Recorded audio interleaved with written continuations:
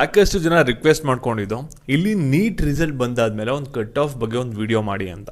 ಯಾಕೆ ಅಂದರೆ ನಿಮಗೆ ಸಾಕಷ್ಟು ಕಡೆ ವಿಡಿಯೋಗಳನ್ನ ನೋಡ್ತಾ ಇರಾ, ನಿಮಗೂ ಕೂಡ ಕನ್ಫ್ಯೂಷನ್ ಆಗ್ತಿದೆ. ಒಳ್ಳೆ ಮಾರ್ಕ್ಸ್ ಬಂದಿದ್ರೂ ಕೂಡ ನಮಗೆ ಈ ವರ್ಷ ಕೌನ್ಸಿಲಿಂಗಲ್ಲಿ ಸೀಟ್ ಸಿಗುತ್ತಾ ಸಿಗಲ್ವ ಅನ್ನೋದು. ಈ ರೀತಿ ಏನಾದರೂ ಡೌಟ್ ಇತ್ತು ಅಂದರೆ ವಿಡಿಯೋನ ಕಂಪ್ಲೀಟಾಗಿ ನೋಡಿ, ನಿಮಗೆ ಕ್ಲಿಯರ್ ಕಟ್ಟಾಗಿ ಈ ಒಂದು ವಿಡಿಯೋದಲ್ಲಿ ತಿಳಿಸ್ಕೊಡ್ತೀನಿ. ನಿಮ್ಮ ಡೌಟ್ ಅಂತೂ 100% ಕ್ಲಿಯರ್ ಆಗುತ್ತೆ. ಅದಕ್ಕಿಂತ ಮುಂಚೆ ಚಾನಲ್ನ ಸಬ್ಸ್ಕ್ರೈಬ್ ಮಾಡ್ಕೊಂಡಿಲ್ಲ ಅಂದರೆ ಪ್ರತಿಯೊಬ್ಬರು ಕೂಡ ಸಬ್ಸ್ಕ್ರೈಬ್ ಮಾಡ್ಕೊಳ್ಳಿ. ಹಾಗೆ ಪ್ರತಿಯೊಬ್ಬರು ಕೂಡ ವಿಡಿಯೋಗೊಂದು ಲೈಕ್ ಕೊಟ್ಬಿಟ್ಟಾನೆ ವಿಡಿಯೋ ನೋಡೋಕ್ಕೆ ಸ್ಟಾರ್ಟ್ ಮಾಡಿ. ನಾವು ಡೈಲಿ ನೀವೇನು ನೋಡ್ತಾ ಇರಲ್ಲ ಡಾಟಾ, ಇದು ಅಫಿಷಿಯಲ್ ಆಗಿ NTA ಅವರೇ ರಿಲೀಸ್ ಮಾಡಿರೋದು. ಇಲ್ಲಿ ಹೋದ ವರ್ಷ ಎಷ್ಟು ಜನ ನೀಟ್ ಎಕ್ಸಾಮ್ನ ಬರ್ದಿದ್ದಾರೆ ಅಂದರೆ 20 lakh ಸಮಥಿಂಗ್ ಬರ್ದಿದ್ದಾರೆ. ಈ ವರ್ಷ 24 lakh ಬರ್ದಿದ್ದಾರೆ. ನಾವು ಅದ್ರ ಪ್ರೀವಿಯಸ್ ಇಯರ್ ನೋಡಿದ್ರೆ 18 lakh ಇತ್ತು, ಅದ್ರ ಪ್ರೀವಿಯಸ್ ಇಯರ್ ನೋಡಿದ್ರೆ 16 lakh ಇತ್ತು, ಅದ್ರ ಪ್ರೀವಿಯಸ್ ಇಯರ್ ನೋಡಿದ್ರೆ 15 lakh ಇತ್ತು. ಅಂದರೆ ಪ್ರತಿ ವರ್ಷಕ್ಕೂ ಕೂಡ ನೀಟ್ ಎಕ್ಸಾಮ್ ಬರೆಯೋರ ಸಂಖ್ಯೆ ಇಲ್ಲಿ ಜಾಸ್ತಿ ಆಗ್ತಿದೆ. ಸರಿನಾ? ಇದನ್ನ ನಾವು ಮೈನಸ್ ಮಾಡಿದ್ರೆ ಡಾಟಾ 2020-23 2020-24 ನಾವು ಮೈನಸ್ ಮಾಡಿದ್ರೆ ಆಲ್ ಓವರ್ ಇಂಡಿಯಾ ಎಷ್ಟು ಜನ ಸ್ಟೂಡೆಂಟ್ಸ್ ಇನ್ಕ್ರೀಸ್ ಆಗಿದ್ದಾರೆ ಅಂದರೆ 3,18,000 ಸಮಥಿಂಗ್ ಇನ್ಕ್ರೀಸ್ ಆಗಿದ್ದಾರೆ. ಇದು ಆಲ್ ಓವರ್ ಇಂಡಿಯಾ. ಇದಕ್ಕೆ ನೀವೇನು ಅಷ್ಟೊಂದು ಭಯಪಡೋ ಅಗತ್ಯ ಅಲ್ಲ. ಯಾಕೆನ್ನೋದನ್ನ ಇವಾಗ ತಿಳಿಸ್ಕೊಡ್ತೀನಿ ನೋಡಿ. ಆಲ್ ಇಂಡಿಯಾ ಬಿಟ್ಟಾಕಿ ಇವಾಗ ಕರ್ನಾಟಕ ಸ್ಟೂಡೆಂಟ್ಸ್ ಡಾಟಾ ಯಾವ ರೀತಿ ಇದೆ ಅಂದರೆ ನೋಡಿ, ಈ ಒಂದು ಕಾಲಮ್ ಏನು ಮಾಡುತ್ತೆ ಅಂದರೆ ರಿಜಿಸ್ಟರ್ಡ್ ಸ್ಟೂಡೆಂಟ್ಸ್ ಎಷ್ಟು ಜನ ಇದ್ದಾರೆ, ಅಪಿಯರ್ಡ್ ಎಷ್ಟು ಜನ ಆದರೂ, ಕ್ವಾಲಿಫೈಡ್ ಎಷ್ಟು ಜನ ಆದರೂ ಅನ್ನೋದು ತೋರಿಸುತ್ತೆ. ನಮಗೆ ಯಾವುದೂ ಕೂಡ ಬೇಡ. ಇವಾಗ ನಾವು ಡೈರೆಕ್ಟಾಗಿ ಕ್ವಾಲಿಫೈಡ್ ಬಗ್ಗೆನೇ ನೋಡೋಣ. ಇಲ್ಲಿ ಹೋದ ವರ್ಷ ನೀಟ್ UG 2020-23 ಎಷ್ಟು ಜನ ಬರ್ದಿದೆ ಅಂದರೆ 1,34,000 ಸಮಥಿಂಗ್ ಬರ್ದಿದ್ರು. ಅದರ ಕ್ವಾಲಿಫೈ ಆಗಿದ್ದು ಬಂದ್ಬಿಟ್ಟು 75,000. ಸರಿನಾ? ಇಲ್ಲಿ ಕೆಳಗಡೆ ನೀವು ಲಾಸ್ಟಲ್ಲಿ ನೋಡ್ಬೋದು. ಜೊತೆಗೆ ನೀಟ್ UG 2020-24 ಈ ವರ್ಷ 1,55,000 ಅಷ್ಟು ನೀಟ್ ಸ್ಟೂಡೆಂಟ್ಸ್ ಇವಾಗ ಎಕ್ಸಾಮ್ಗೆ ಅಪ್ಲೈ ಮಾಡಿದರೆ, ಆದರೆ ಕ್ವಾಲಿಫೈ ಆಗಿದ್ದು ಬಂದ್ಬಿಟ್ಟು 89,000. ಇಲ್ಲಿ ನೀವು ಡಿಫ್ರೆನ್ಸ್ ನೋಡ್ಬೋದು. ಆಲ್ ಓವರ್ ಇಂಡಿಯಾ ಎಷ್ಟು ಜನ ಇತ್ತು, ಆದರೆ ಕರ್ನಾಟಕದ ಸ್ಟೂಡೆಂಟ್ಸು ಎಷ್ಟು ಜನ ಇದ್ದಾರೆ ಅನ್ನೋದನ್ನ. ಇಲ್ಲಿ ನೆಕ್ಸ್ಟ್ ಡಾಟಾನ ನೋಡಿ. ಇಲ್ಲಿ 2020-23 ಕ್ವಾಲಿಫೈ ಆಗಿದ್ದು ಬಂದ್ಬಿಟ್ಟು 75,000 ಸಮಥಿಂಗು, 2020-24 ಕ್ವಾಲಿಫೈ ಆಗಿರೋದು 89,000 ಸಮಥಿಂಗು. ಕರ್ನಾಟಕದಲ್ಲಿ 13,840 ಸ್ಟೂಡೆಂಟ್ಸು ಕರ್ನಾಟಕದಲ್ಲಿ ಈ ವರ್ಷ ಕೌನ್ಸಿಲಿಂಗಲ್ಲಿ ಇನ್ಕ್ರೀಸ್ ಆಗಿದ್ದಾರೆ. ಸರಿನಾ? ಆಲ್ ಓವರ್ ಇಂಡಿಯಾ ತಗೊಂಡಾಗ ನಮಗೆ 3 lakh ಸಮಥಿಂಗ್ ಬರ್ತಿತ್ತು.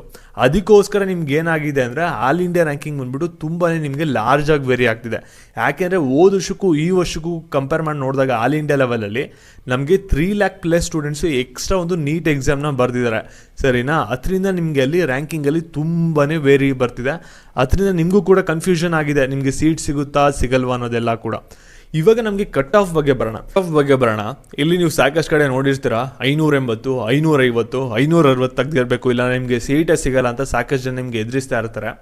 ಆ್ಯಕ್ಚುಲಿ ಕಟ್ ಆಫ್ ಮೈ ಪ್ರಿಡಕ್ಷನ್ ಅಂತ ಮಾಡ್ತಾರಲ್ಲ, ಅದು ಯಾವುದು ಕೂಡ ನಂಬಕ್ಕೆ ಹೋಗ್ಬಿಡಿ ಅಂತಲೇ ಹೇಳ್ತೀನಿ. ಯಾಕೆಂದರೆ ಅವ್ರ ಪ್ರಿಡಕ್ಷನ್ ಆಗಿರುತ್ತೆ. ಆ್ಯಕ್ಚುಲಿ ನಿಮಗೆ ಕಟ್ ಆಫ್ ಏನಾಗುತ್ತೆ ಅಂದರೆ ಈ ವರ್ಷ ನಿಮಗೆ ಫಸ್ಟ್ ರೌಂಡ್ ಆಪ್ಷನ್ ನಡೆಯೋಕ್ಕಿಂತ ಮುಂಚೆ ನಿಮ್ಗೆ ಏನಾಗುತ್ತೆ ಅಂದರೆ ಒಂದು ಮಾಕ್ ರೌಂಡ್ ಅಂತ ನಡೆಸ್ತಾರೆ. ಮಾಕ್ ರೌಂಡ್ ಅಂದರೆ ಅದೊಂದು ಟ್ರಯಲ್ ರೌಂಡು. ಅಲ್ಲಿ ನೀವು ಒಂದು ಆಪ್ಷನ್ ಮಾಡಿದ ತಕ್ಷಣ ನಿಮಗೆ ಒಂದು ಮಾಕ್ ರೌಂಡ್ ಕಟ್ ಆಫ್ ಅಂತ ಬಿಡ್ತಾರೆ. ಅಲ್ಲೇನು ಬರುತ್ತಲ್ಲ ಅದೇ ನಿಮಗೆ ಈ ವರ್ಷದ ಕಟ್ ಆಫು. ಇಲ್ಲಿ ನೀವೇನು ಯೂಟ್ಯೂಬಲ್ಲಿ ನೋಡ್ತೀರಾ, ಬೇರೆ ಕಡೆ ವೆಬ್ಸೈಟಲ್ಲಿ ನೋಡ್ತೀರಾ, ಅದೆಲ್ಲ ಕೂಡ ಅಪ್ರಾಕ್ಸಿಮೇಟ್ ಕಟ್ ಆಫ್ ಆಗಿರುತ್ತೆ. ಯಾವುದೇ ಥರದ ನಿಮಗೆ ರಿಯಲ್ ಡಾಟಾ ಇರಲ್ಲ. ನೀವು ಬೇಕಂದರೆ ಪ್ರೀವಿಯಸ್ ಇಯರ್ ಕಟ್ ಆಫ್ ಇರುತ್ತಲ್ಲ ಅದನ್ನ ವೆರಿಫೈ ಮಾಡ್ಕೊಳ್ಳಿ. ಆದರೆ ಈ ವರ್ಷದ ಕಟ್ ಆಫ್ ಅಂತ ಯಾರಾದರೂ ವಿಡಿಯೋ ಮಾಡಿದ್ರೆ ಅದನ್ನ ಫಾಲೋ ಅಪ್ ಮಾಡೋಕ್ಕೆ ಹೋಗ್ಬಿಡಿ. ಅದು ಅಕ್ಯುರೇಟ್ ಆಗಿರಲ್ಲ. ಅವ್ರು ಯಾವ ರೀತಿ ಅನಲೈಸ್ ಮಾಡಿರ್ತಾರೆ ಅನ್ನೋದು ಅವ್ರಿಗೆ ಬಿಟ್ಟಿರುತ್ತೆ. ಅದು ನಿಮಗೆ ಎಫೆಕ್ಟ್ ಆಗುತ್ತೆ, ನೀವು ಕೌನ್ಸಿಲಿಂಗ್ ಅಟೆಂಡ್ ಮಾಡಬೇಕಾ ಮಾಡಬಾರ್ದಾ ಅನ್ನೋದಕ್ಕೆ. ಯಾಕೆಂದರೆ ಎಷ್ಟೊಂದು ಜನ ಕಟ್ ಆಫ್ ಇಷ್ಟಿದೆಯಲ್ಲ ನನಗೆ ಸೀಟ್ ಸಿಗಲ್ಲ ಅಂದ್ಬಿಟ್ಟು ಎಷ್ಟೊಂದು ಜನ ಲಾಂಗ್ ಟರ್ಮ್ಗೆ ಹೋಗಬೇಕು ಅಂತ ಆಗಲೇ ಪ್ಲ್ಯಾನ್ ಹಾಕೋಬಿಟ್ಟಿದ್ದಾರೆ. ಇಲ್ಲಿ ಲಾಂಗ್ ಟರ್ಮ್ಗೆ ಹೋಗ್ಬೇಕಾ? ನಾನೇ ಹೇಳ್ತೀನಿ, ಹೋಗಂಗಿದ್ರೆ ಬೇಕಾದ್ರೆ ಹೋಗಿ.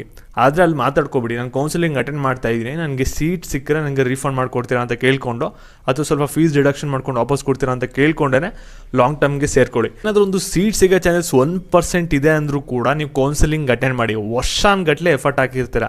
ಆಮೇಲೆ ನಿಮಗೆ ಸೀಟ್ ಸಿಗಲ್ಲ ಅಂತ ಲಾಂಗ್ ಟರ್ಮ್ಗೆ ಹೊಂಟೋಗ್ತೀರಾ, ಕೌನ್ಸಿಲಿಂಗ್ ಕೂಡ ಅಟೆಂಡ್ ಮಾಡಲ್ಲ. ಆಮೇಲೆ ಏನಾಗುತ್ತೆ ಅಂದರೆ ನಿಮ್ಮ ಫ್ರೆಂಡು ಅವ್ನು ನಿಮಗಿಂತ ಕಮ್ಮಿ ಮಾರ್ಕ್ಸ್ ತೆಗೆದಿರ್ತಾನೆ, 10-20 ಮಾರ್ಕ್ಸ್, ಅವ್ನಿಗೆ ಸೀಟ್ ಅಲಾಟ್ ಆಗೋಯ್ತು ಅಂದರೆ ನಿಮ್ಗಲ್ಲಿ ಇದಾಗುತ್ತೆ. ಅಯ್ಯೋ ನಾನು ಕೌನ್ಸಿಲಿಂಗ್ ಅಟೆಂಡ್ ಮಾಡಬೇಕಾಗಿತ್ತು, ತಪ್ಪು ಮಾಡಿಬಿಟ್ಟೆ ಅಂತ ರಿಗಟ್ ಮಾಡ್ತಾನೇ ಇರ್ತೀರ ಒಂದು ವರ್ಷ ಪೂರ್ತಿ.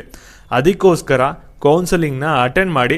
ನಿಮಗೆ ಲಾಂಗ್ ಟರ್ಮ್ಗೆ ಹೋಗ್ಬೇಕಂದ್ರೆ ಫಸ್ಟೇ ಅಡ್ಮಿಷನ್ಗಿಂತ ಮುಂಚೆನೇ ಈ ರೀತಿ ಇದೆ, ನಾನು ಅಟೆಂಡ್ ಮಾಡ್ತೀನಿ, ನನಗೇನಾದ್ರು ಸಿಕ್ಕರೆ ರೀಫಂಡ್ ಮಾಡಿಕೊಡಿ ಅಂತ ಕೇಳ್ಕೊಂಡೇ ಬೇಕಾದ್ರೆ ಹೋಗಿ ಲಾಂಗ್ ಟರ್ಮ್ ಸೇರ್ಕೋತೀರ ಅಂದರೆ ಸೇರ್ಕೊಂಡಿರಿ. ಆದರೆ ಕೌನ್ಸಿಲಿಂಗ್ ಒಂದು ಅಟೆಂಡ್ ಮಾಡಿ ಅಂತಲೇ ಹೇಳ್ತೀನಿ ನಿಮಗೆ.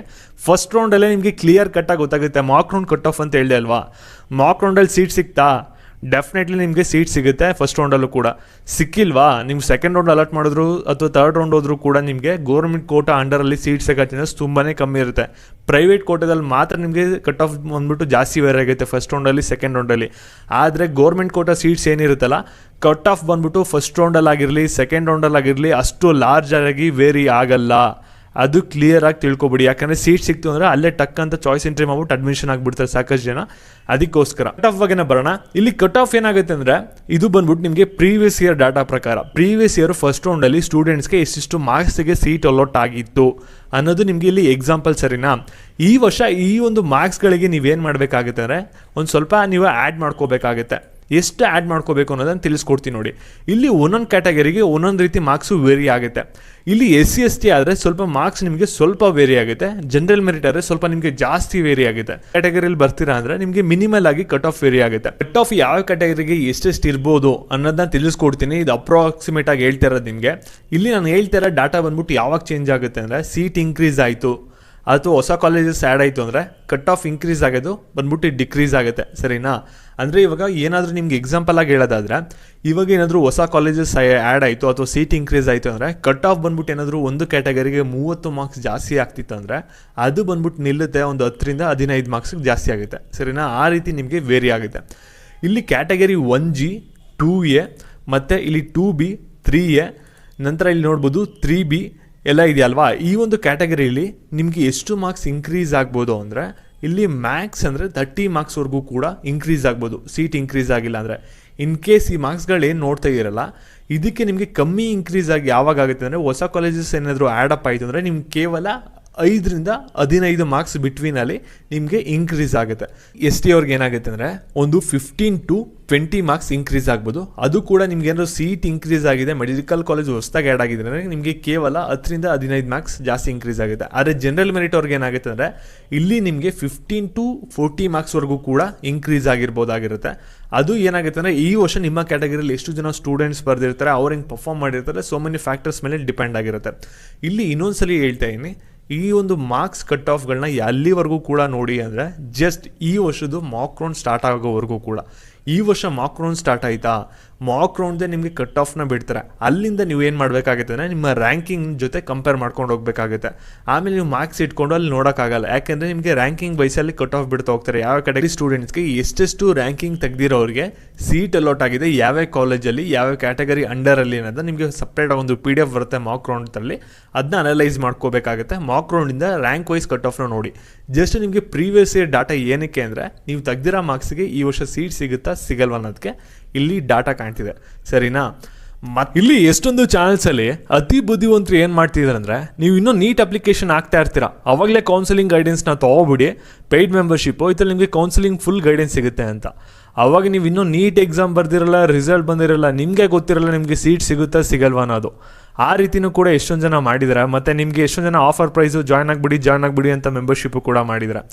ಆದರೆ ನಮ್ಮ ಚಾನಲ್ ನಿಮಗೆ ಪ್ರತಿಯೊಂದು ವೀಡಿಯೋದಲ್ಲೂ ಕೂಡ ಮೆಂಬರ್ಶಿಪ್ ಬಗ್ಗೆ ನಿಮಗೆ ಲಾಸ್ಟಲ್ಲಿ ಕೊಡ್ತಾನೆ ಇರ್ತೀನಿ. ಯಾಕೆಂದರೆ ಯಾರಿಗಾದರೂ ಕೌನ್ಸಿಲಿಂಗ್ ಬಗ್ಗೆ ಗೊತ್ತಿಲ್ಲ ಅಂದರೆ ಈ ಒಂದು ಪೇಯ್ಡ್ ಮೆಂಬರ್ಶಿಪ್ ನೀವು ಎನ್ರೋಲ್ ಆದರೆ ನಿಮ್ಗೆ ಏನು ಬೆನಿಫಿಟ್ ಏನಿರುತ್ತೆ ಅಂದರೆ, ನಿಮ್ಮ ಕೌನ್ಸಿಲಿಂಗ್ ನಿಮ್ಗೆ ಏನೇ ಒಂದು ಡೌಟ್ ಬಂದು ಅಂದರೂ ಕೂಡ ನಿಮಗೆ ಹೆಲ್ಪ್ ಲೈನ್ ಥರ ಸಪೋರ್ಟ್ ಮಾಡುತ್ತೆ.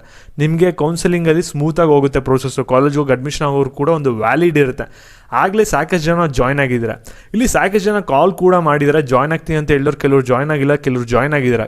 ಜಾಯ್ನ್ ಆಗಿಲ್ದಿರೋರಿಗೆ ನಾವು ತಿರ್ಗಾ ಕಾಲೇ ಮಾಡೋಕ್ಕೆ ಹೋಗಲ್ಲ. ಯಾರಿಗೆ ನೀಡಿದೆ ಅವ್ರು ಮಾತ್ರ ಜಾಯ್ನ್ ಆಗಲಿ, ಕ್ವಾಲಿಟಿ ಆಫ್ ಸರ್ವಿಸ್ ಕೊಡೋಣ ಅಂದ್ಬಿಟ್ಟು.